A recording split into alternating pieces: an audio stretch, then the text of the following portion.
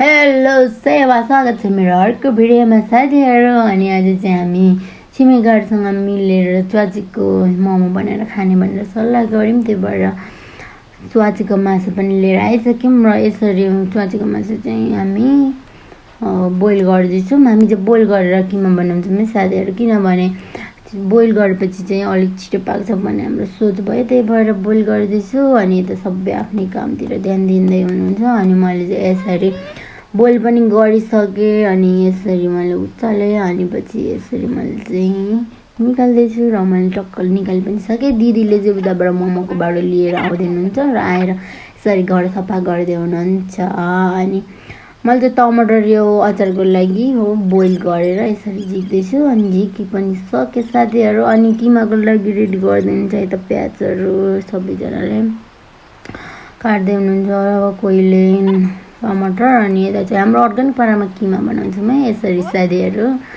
अनि हामी यता चाहिँ मसला पिसिरहेको छ।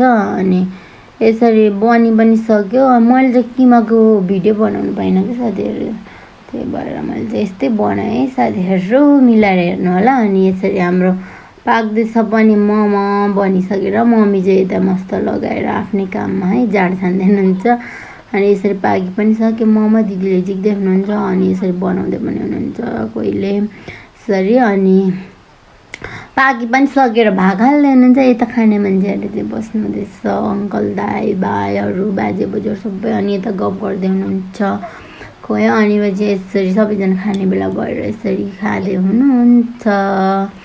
अनि पाक्दैछ पनि यतातिर। अनि भाग लगाइरहेको छ यतातिर पनि अझै छ।